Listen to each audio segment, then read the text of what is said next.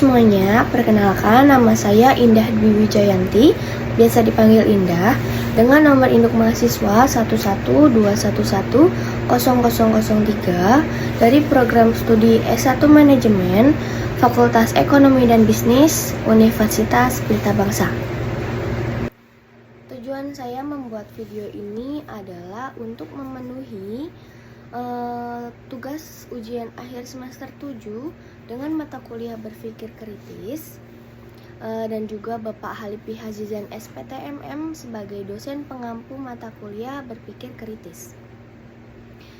Saya ingin menyampaikan pendapat saya mengenai PPN 12% yang berlaku mulai 1 Januari 2025 ini, dan pemerintah memberikan diskon listrik 50% serta membagi-bagikan beras 10 kg per bulan.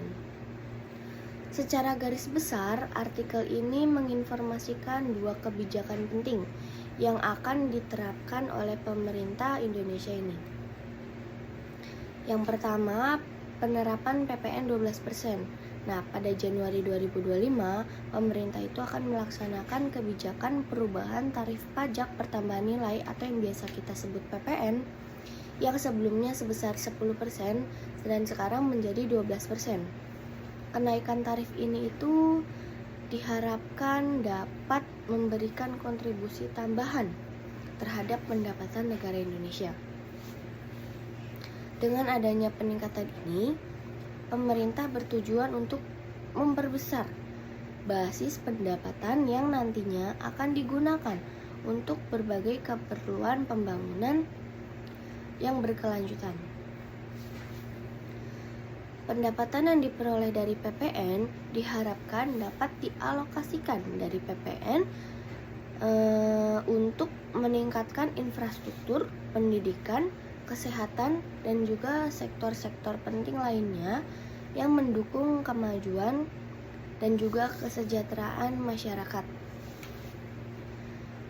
Nah, kebijakan ini juga mencerminkan upaya pemerintah untuk adaptif terhadap kondisi ekonomi yang berubah dan kebutuhan anggaran yang terus meningkat, terutama dalam menghadapi tantangan global dan juga domestik.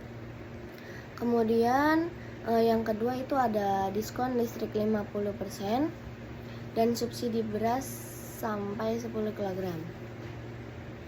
Selain perubahan tarif PPN, pemerintah juga memperkenalkan kebijakan tambahan yang baru, tentunya dengan tujuan untuk meringankan beban masyarakat, khususnya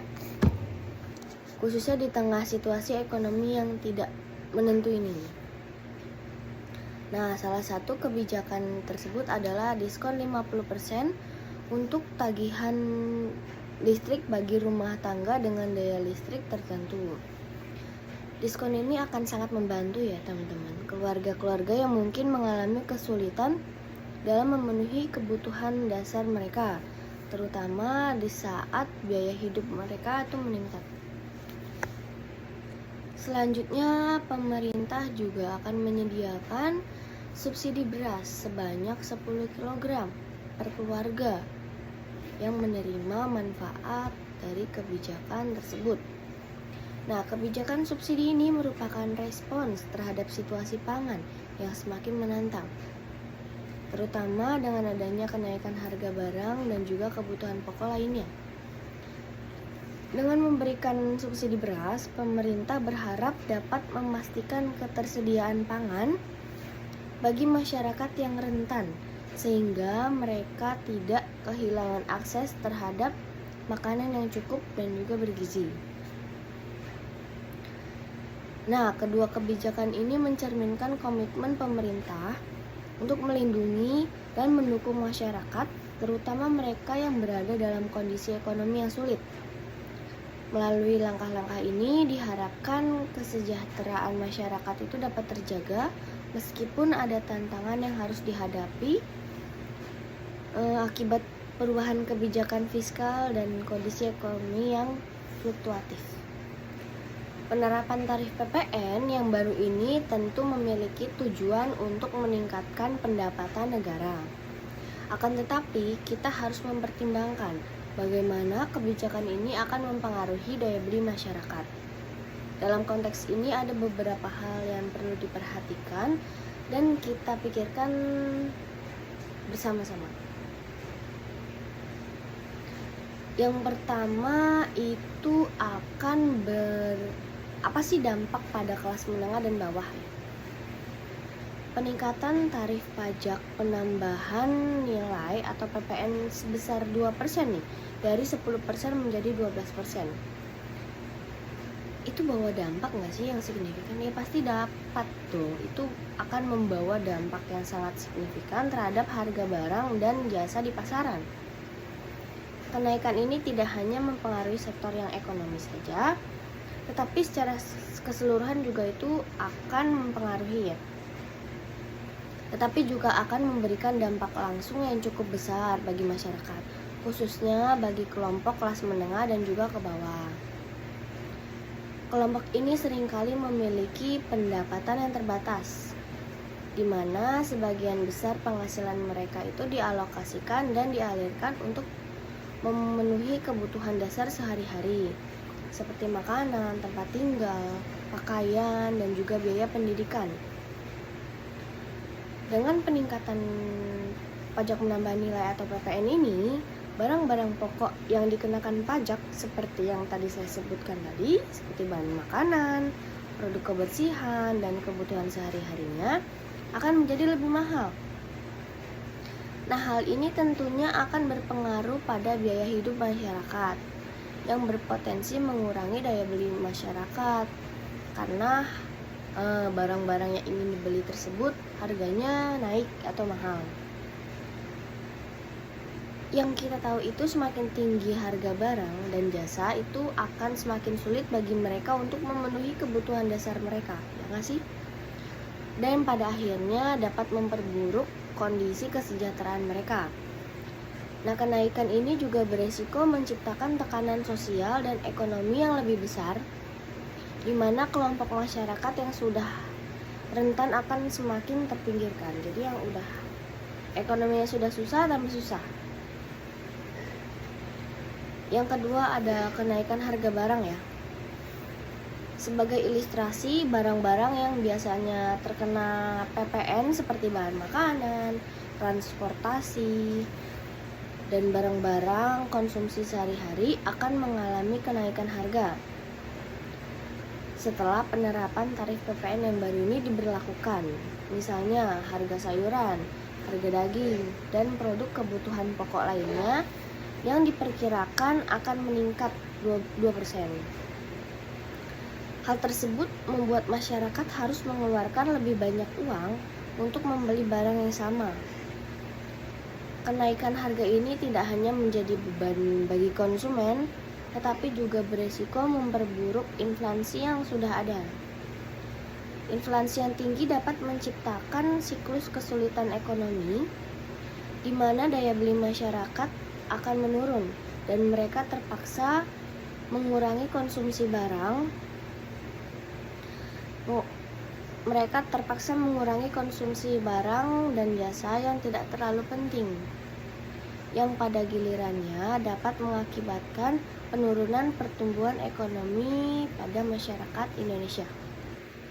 Nah, selanjutnya yang akan kita bahas itu adalah dampak pada UMKM atau usaha mikro, kecil, dan juga menengah. Dampak dari kenaikan PPN ini juga akan dirasakan oleh usaha mikro, kecil, dan menengah atau UMKM yang merupakan tulang punggung perekonomian di banyak negara, termasuk di Indonesia. UMKM yang selama ini bergantung pada harga barang yang relatif terjangkau bisa menghadapi kesulitan yang lebih besar dengan adanya kenaikan harga. Bagi banyak pelaku usaha kecil, margin keuntungan yang mereka peroleh itu sudah sangat tipis ya. Dengan adanya beban PPN yang lebih tinggi, biaya operasional mereka pun juga akan meningkat. Nah, hal tersebut itu akan memaksa mereka untuk meningkatkan harga jual produk mereka demi menutupi biaya tambahan tersebut. Sedangkan margin keuntungannya aja sudah sangat tipis, apalagi dibebankan dengan PPN yang naik 2%. Kondisi ini tentunya bisa berakibat pada penurunan jumlah pelanggan yang mungkin akan beralih ke alternatif yang lebih murah. Jika UMKM tidak dapat bertahan, hal ini akan mengakibatkan kehilangan lapangan pekerjaan dan juga mengurangi kontribusi mereka terhadap pertumbuhan ekonomi lokal. Dalam jangka panjang, dampak negatif ini tidak hanya akan mempengaruhi pelaku usaha, tetapi juga berpotensi mengganggu kestabilitas ekonomi secara keseluruhan, dan juga akan menciptakan tantangan baru dalam upaya pembangunan yang berkelanjutan. Selanjutnya, kita akan membahas tantangan dalam pelaksanaan kebijakan PPN 12%, diskon listrik 50%, dan juga pemberian subsidi beras 10 kg per keluarga. Pelaksanaan kebijakan baru yang diusulkan tersebut menghadapi berbagai tantangan yang kompleks, dengan tantangan terbesar terletak pada masalah akurasi dan juga keterjangkauan. Salah satu aspek terpenting dalam kebijakan ini adalah memastikan bahwa bantuan yang diberikan, seperti diskon listrik dan subsidi beras, itu benar-benar sampai kepada masyarakat yang paling membutuhkan, tidak hanya masyarakat-masyarakat yang sudah cukup ekonominya tetapi malah menerima kebijakan tersebut. Untuk mencapai hal ini, pemerintah itu juga harus melakukan identifikasi yang tepat mengenai siapa saja yang berhak menerima bantuan tersebut, serta memastikan bahwa proses distribusinya berjalan dengan efektif dan juga efisien. Di satu sisi, peningkatan tarif pajak penambahan nilai atau PPN menjadi 12% merupakan langkah yang diperlukan untuk meningkatkan pendapatan negara. Namun, langkah ini juga harus diimbangi dengan upaya memaksimalkan mendistribusikan bantuan sosial yang tepat sasaran agar tidak menambah beban ekonomi bagi kelompok masyarakat yang sudah rentan. Sebab, tanpa adanya keseimbangan antara kebijakan pajak yang lebih tinggi dan penyediaan bantuan yang memadai, ada risiko bahwa masyarakat akan merasa semakin tertekan secara finansial, terutama bagi mereka yang pendapatannya sudah terbatas. Selain itu, pemerintah perlu meningkatkan sistem pengawasan yang transparansi dalam pelaksanaan kebijakan ini. Hal ini penting untuk mencegah potensi penyalahgunaan dan memastikan bahwa semua bantuan yang disalurkan itu benar-benar mengenai sasaran yang tepat. Tanpa adanya pengawasan yang ketat, ada kemungkinan bahwa sumber daya yang dialokasikan untuk bantuan sosial bisa disalahgunakan atau tidak sampai kepada mereka yang benar-benar membutuhkannya. Nah, transparansi juga menjadi kunci dalam membangun kepercayaan masyarakat terhadap kebijakan yang diimplementasikan oleh pemerintah baru-baru ini. Ketika masyarakat melihat bahwa ada proses yang jelas dan terbuka dalam penyaluran bantuannya, mereka akan cenderung lebih mendukung kebijakan tersebut. Oleh karena itu, tantangan dalam pelaksanaan kebijakan ini tidak hanya terletak pada aspek teknis dan administratif, tetapi juga pada membangun komunikasi yang efektif antara pemerintah dan masyarakat. Dengan pendekatan yang holistik ini, diharapkan kebijakan yang diambil dapat memberikan dampak positif yang signifikan dan berkelanjutan bagi kesejahteraan masyarakat Indonesia. Lalu selanjutnya materi yang akan kita bahas adalah keseimbangan antara kebijakan fiskal dan juga kesejahteraan masyarakat. Nah, peningkatan tarif pajak pertambahan nilai atau PPN yang sudah direncanakan bersamaan dengan kebijakan subsidi menunjukkan bahwa pemerintah ini berupaya menciptakan keseimbangan yang kompleks antara kebutuhan untuk memperbaiki kondisi fiskal negara dan memastikan kesejahteraan masyarakat secara keseluruhan. Dalam konteks ini, keseimbangan itu merujuk pada usaha untuk mencapai stabilitas keuangan negara tanpa mengorbankan kualitas hidup warga atau masyarakat, terutama mereka yang berada dalam kategori ekonomi menengah ke bawah. Kenaikan PPN menjadi 12% adalah langkah yang diambil untuk meningkatkan pendapatan negara yang sangat dibutuhkan untuk membiayai berbagai program pembangunan dan pelayanan publik. Dalam situasi di mana anggaran negara mungkin tertekan akibat berbagai faktor, termasuk krisis ekonomi atau pandemi, pemerintah perlu mencari sumber pendapatan alternatif yang dapat mendukung fungsi-fungsi vital negara. Namun penting untuk diperhatikan bahwa PPN sebagai bentuk pajak yang dikenakan pada barang dan jasa dapat langsung mempengaruhi hidup masyarakat. Di sisi lain, kebijakan subsidi seperti subsidi beras dan diskon listrik diharapkan dapat menjadi jaring pengaman bagi masyarakat yang paling rentan. Dengan memberikan dukungan finansial ini, pemerintah berusaha untuk mengurangi dampak negatif yang mungkin timbul akibat kenaikan harga barang dan jasa yang disebabkan oleh peningkatan PPN 12%. Subsidi ini bertujuan untuk menjaga agar kebutuhan dasar masyarakat tetap terjangkau meskipun ada perubahan dalam struktur pajak.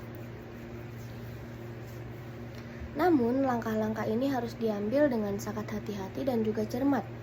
Jika tidak, ada risiko bahwa kebijakan ini justru dapat memperburuk kesenjangan sosial yang sudah ada di Indonesia.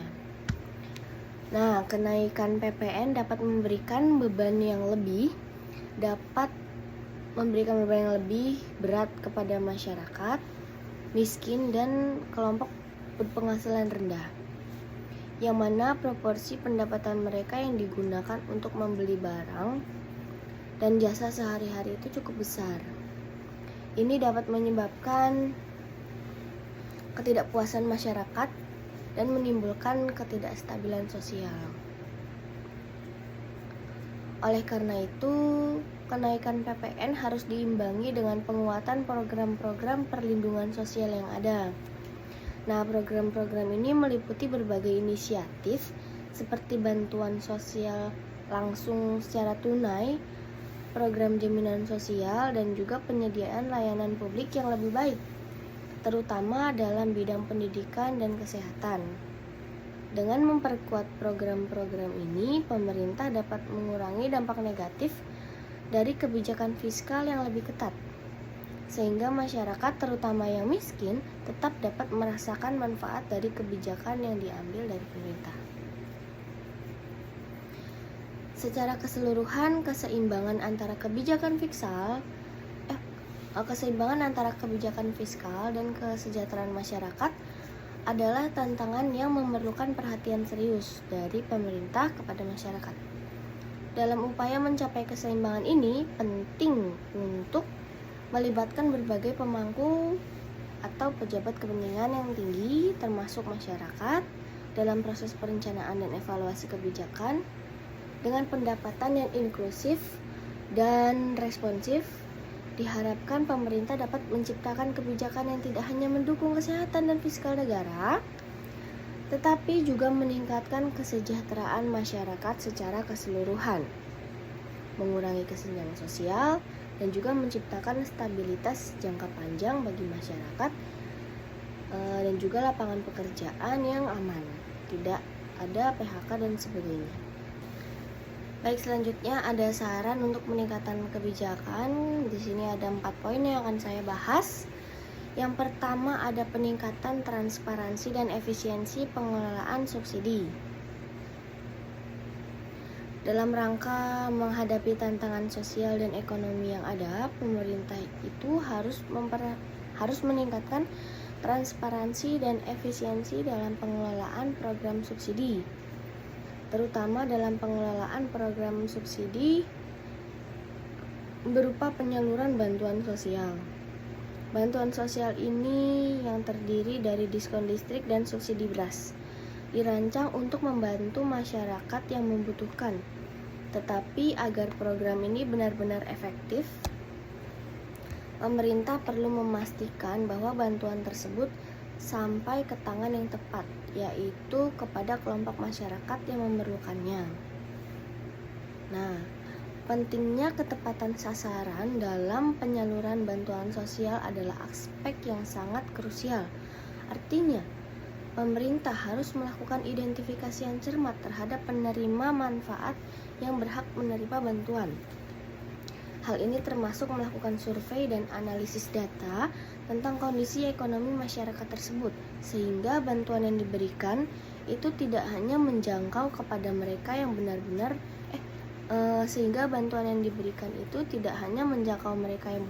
membutuhkan, tetapi juga meminimalisir kemungkinan adanya penerima yang tidak berhak untuk mendapatkan kebijakan ini. Ketepatan sasaran ini tidak hanya penting untuk efektivitas program, tetapi juga menjaga kepercayaan masyarakat terhadap pemerintah. Selanjutnya, transparansi dalam penyaluran bantuan sosial juga harus menjadi prioritas utama. Transparansi berarti bahwa proses penyaluran bantuan harus dilakukan dengan cara yang terbuka dan dapat diakses oleh publik. Informasi mengenai siapa saja yang menerima bantuan, berapa banyak atau berapa jumlah bantuan yang disalurkan, dan juga bagaimana proses penyalurannya dilakukan harus dapat diakses oleh masyarakat. Nah, dengan adanya transparansi, masyarakat dapat berpartisipasi dalam pengawasan program ini, yang pada gilirannya dapat meningkatkan akuntabilitas pemerintah ketika masyarakat mengetahui bahwa mereka memiliki akses terhadap informasi yang ini. Mereka akan lebih cenderung untuk melaporkan jika ada penyimpangan atau ketidakberesan dalam proses penyaluran kebijakan subsidi ini. Kemudian efisiensi penyaluran juga merupakan aspek penting yang tidak boleh diabaikan. Nah, proses penyaluran bantuan ini harus dirancang sedemikian rupa agar cepat dan tepat, sehingga bantuan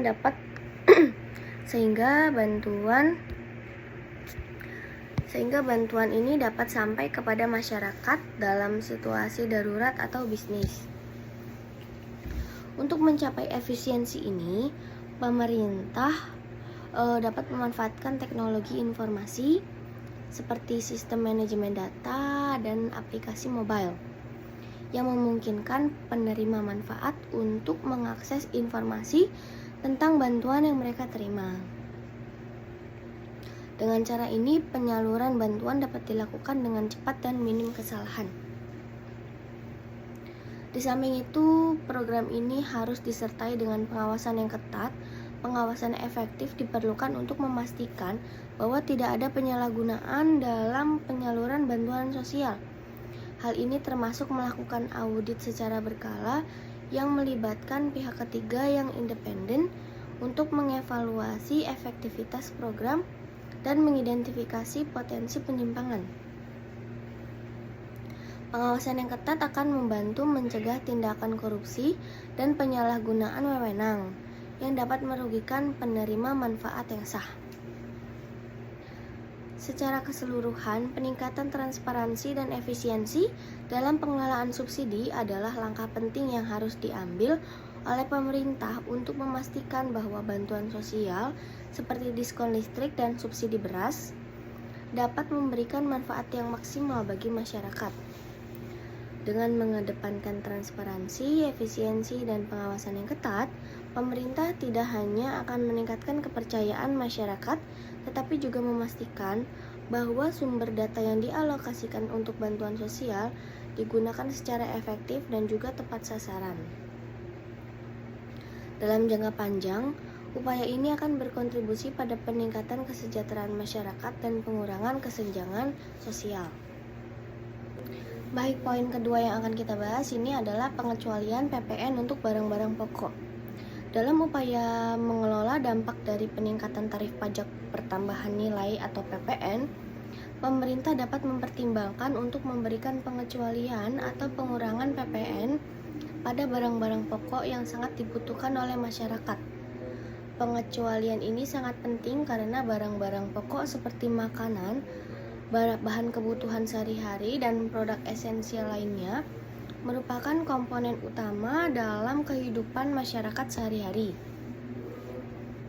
Ketika pemerintah memutuskan untuk mengecualikan atau mengurangi PPN-nya pada barang-barang ini, tujuan utamanya adalah untuk mengurangi beban finansial yang ditanggung oleh masyarakat, terutama bagi mereka yang berpenghasilan rendah dan juga rentang.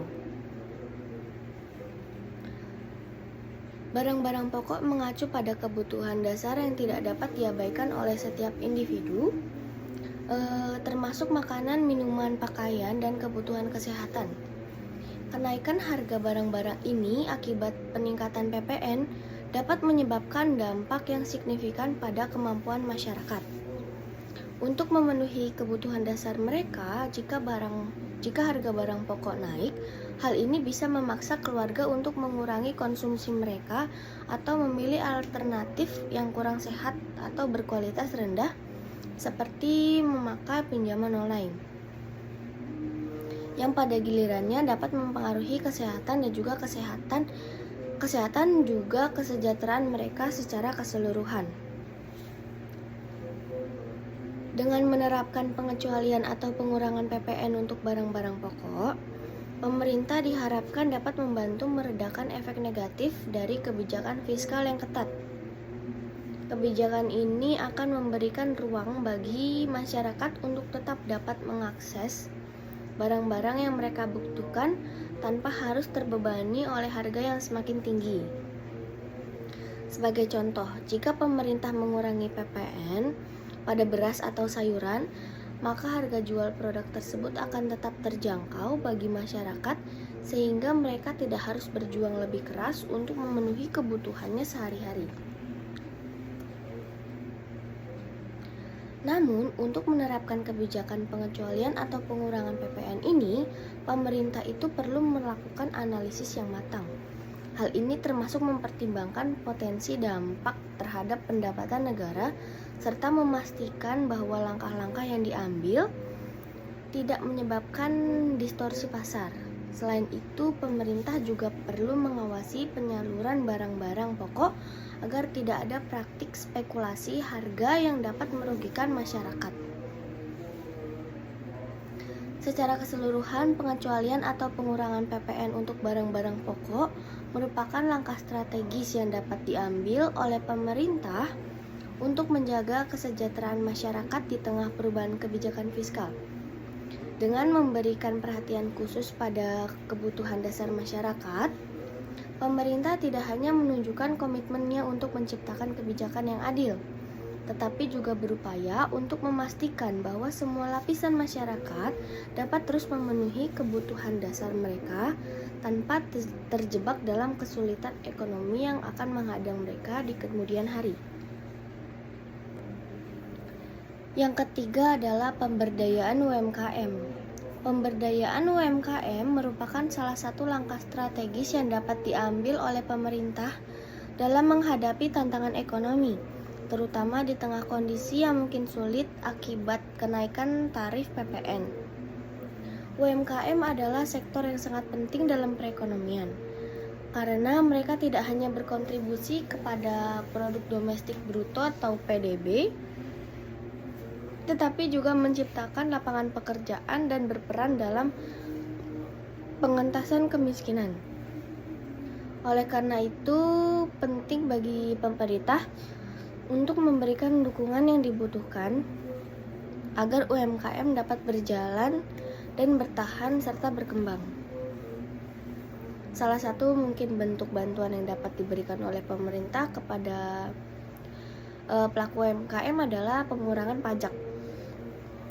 Pengurangan pajak ini dapat mencangkup berbagai jenis pajak seperti pajak penghasilan, pajak daerah, atau pajak lainnya yang relevan.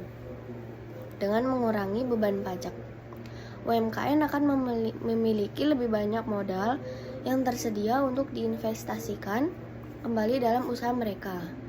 Ini berarti bahwa mereka dapat menggunakan dana tersebut untuk memperluas usaha, membelikan peralatan baru, atau meningkatkan kualitas produk dan layanan yang mereka tawarkan.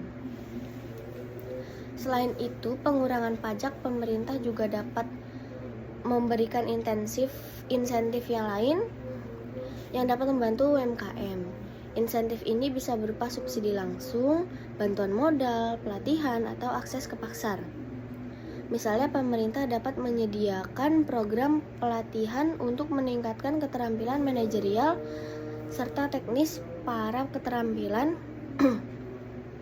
pelaku UMKM, sehingga mereka dapat lebih efektif dan efisien serta bisa berkompetitif di pasar. Akses ke pasar juga dapat ditingkatkan melalui pameran atau platform digital yang memungkinkan UMKM untuk menjangkau pelanggan yang lebih luas. Dengan dukungan tersebut, UMKM diharapkan dapat lebih siap menghadapi dampak dari kenaikan PPN. Kenaikan PPN dapat berpotensi meningkatkan biaya operasional, sehingga perusahaan-perusahaan kecil yang memiliki margin keuntungan tipis akan merasa tekanan lebih yang besar. Dalam situasi seperti ini, bantuan dari pemerintah bisa menjadi sangat berarti. Dengan adanya pengurangan pajak atau insentif lainnya, UMKM dapat mengurangi dampak negatif yang ditimbulkan oleh kenaikan biaya, sehingga mereka tetap dapat mempertahankan harga produk mereka agar tetap terjangkau bagi konsumen. Namun, agar program pemberdayaan UMKM ini berjalan dengan baik dan lancar, pemerintah perlu memastikan bahwa kebijakan yang diambil konsisten dan berkelanjutan. Bantuan yang diberikan tidak boleh bersifat sementara, melainkan harus menjadi bagian dari strategi jangka panjang untuk meningkatkan daya saing UMKM. Selain itu, pemerintah juga perlu melakukan evaluasi secara berkala untuk memastikan bahwa program yang dijalankan benar-benar memberikan manfaat yang maksimal bagi UMKM. Secara keseluruhan, pemberdayaan UMKM melalui bantuan seperti pengurangan pajak dan insentif lainnya merupakan langkah-langkah yang sangat penting dan strategis bagi pemerintah. Dengan memberikan dukungan ini, pemerintah tidak hanya membantu UMKM untuk bertahan dalam menghadapi tantangan ekonomi, tetapi juga berkontribusi pada pertumbuhan ekonomi yang berkelanjutan dan juga menciptakan lapangan kerja yang baru. Dalam jangka panjang, pemberdayaan UMKM ini diharapkan dapat membangun ketahanan ekonomi yang lebih kuat bagi masyarakat dan juga negara Indonesia. Yang terakhir, ada kebijakan yang adil dan merata. Dalam merumuskan dan melaksanakan kebijakan publik, penting bagi pemerintah untuk memastikan bahwa semua kebijakan tersebut bersifat adil dan merata. Adil di sini berarti bahwa setiap kelompok dalam masyarakat, tanpa memandang latar belakang ekonomi, sosial atau budaya, harus mendapatkan kesempatan yang sama untuk menikmati manfaat dari kebijakan yang sudah diambil. Merata berarti distribusi kesejahteraan tidak hanya terfokus pada kelompok tertentu, tetapi mencakup keseluruhan masyarakat, terutama mereka yang paling rentan. Distribusi kesejahteraan yang adil menjadi sangat penting dalam menciptakan stabilitas sosial dan ekonomi. Ketika masyarakat merasa bahwa mereka diperlakukan secara adil dan memiliki akses yang setara terhadap sumber dan peluang, kepercayaan kepada pemerintah akan meningkat. Sebaliknya, jika distribusi kesejahteraan tidak merata, hal ini dapat menimbulkan ketidakpuasan, konflik sosial, dan bahkan kerusuhan. Oleh karena itu, pemerintah harus secara aktif mencari cara untuk memastikan bahwa kebijakan yang diambil menciptakan hasil yang positif bagi semua lapisan masyarakat. Pemerintah perlu melakukan evaluasi secara berkala terhadap kebijakan yang diambil. Dengan fokus pada dampaknya terhadap berbagai lapisan masyarakat, evaluasi ini harus mencakup analisis menyeluruh tentang siapa yang diuntungkan dan siapa yang mungkin dirugikan dari kebijakan tersebut. Misalnya, jika suatu kebijakan pajak baru diterapkan, pemerintah perlu menilai bagaimana kebijakan tersebut ini mempengaruhi kelompok berpenghasilan rendah, menengah, dan juga yang tinggi. Jika hasil evaluasi menunjukkan bahwa kelompok tertentu mengalami kerugian yang signifikan, maka perlu ada penyesuaian untuk mengatasi dampak tersebut.